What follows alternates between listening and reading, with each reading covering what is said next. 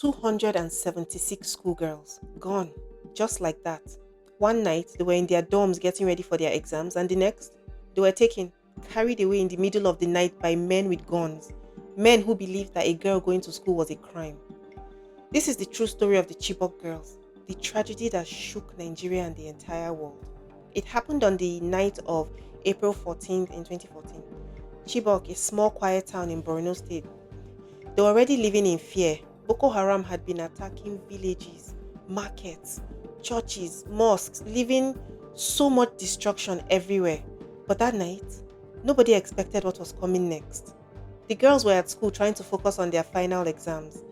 Their parents had been worried about them being in school, but what could they do? These girls wanted to learn. They wanted a better life for themselves.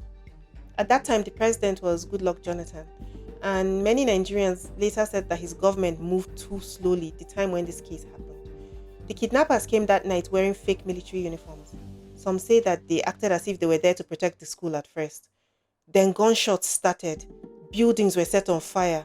In the confusion, they forced the girls out of their dorms. The girls were confused, and then they packed them into trucks. They herded them like sheep into trucks, pointing guns at them, and just like that, the girls were taken into Sambisa forest. About 57 of the girls escaped that night. Some jumped from moving trucks, risking their own lives. They ran into the bush and they hid. Some were injured, but they all survived, the ones that escaped.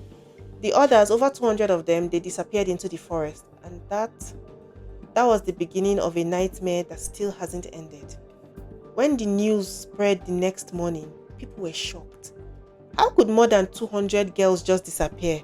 Parents rushed into the forest, searching with their bare hands. Some walked for hours, for days, hoping to find any sign that their daughters were okay. But Sambisa is not a small place now. It's thick, it's wild, it's dangerous. And Boko Haram, they knew how to hide in it. They moved these girls from place to place, usually at night. Some say that they would even cross the border into Cameroon or Chad. Anything to stay hidden. At first, it felt like the government was not doing enough. People begged them, please act fast.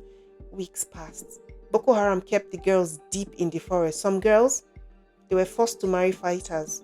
Some were beaten, starved, forced to read the Quran every day. Some even got pregnant. Some gave birth in the bush. Some didn't survive. Sickness, hunger, crossfire during battles. Amina, one of the girls that was rescued later, she said at least 6 had died. Then Boko Haram's leader, Abubakar Shekau, he appeared in a video. He laughed. He laughed and he said, I took your girls. I will sell them in the market.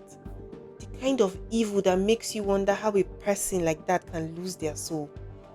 But the world heard it. That's how Bring Back Our Girls started. People all over, from Lagos to London, Abuja to America. Everybody's there shouting, bring back our girls. Even Michelle Obama held up a sign. Malala spoke out. Celebrities, presidents, ordinary people. Everybody was calling for help. Countries sent support. The US, the UK, France, Israel, China. They all, some of them brought drones, planes, experts. But Boko Haram had hidden those girls well, and they kept moving them.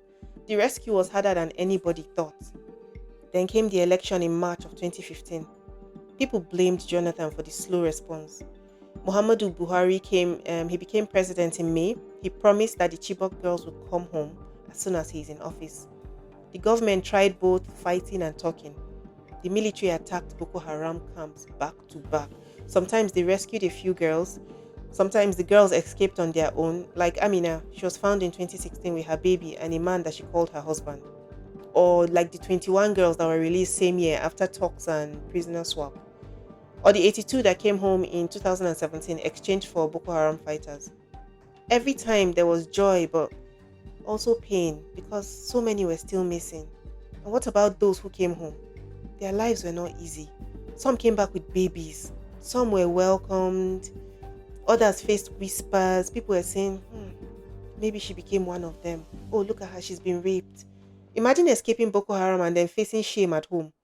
Many struggled with nightmares, fear, guilt. Some went back to school. Some had the opportunity to travel abroad. Some became voices for other girls, but deep down, they all carried deep scars. And not every girl wanted to come back. It's hard to believe, but it's true. Some chose to stay with their captors. Maybe out of fear. Maybe they didn't know any other life anymore. Maybe it was Stockholm syndrome. That's what trauma can do. And for those that are still missing, some say that they are still deep in the forest. Maybe across the border, many might have died. The truth is, nobody knows for sure. At first, Bring Back Our Girls was everywhere. But after 2015, the world started to forget. And some said that when the shouting stopped, the search slowed down too. Boko Haram weakened over time. Their leader, Shekel, he blew himself up in 2021 when rivals surrounded him. But the damage was done.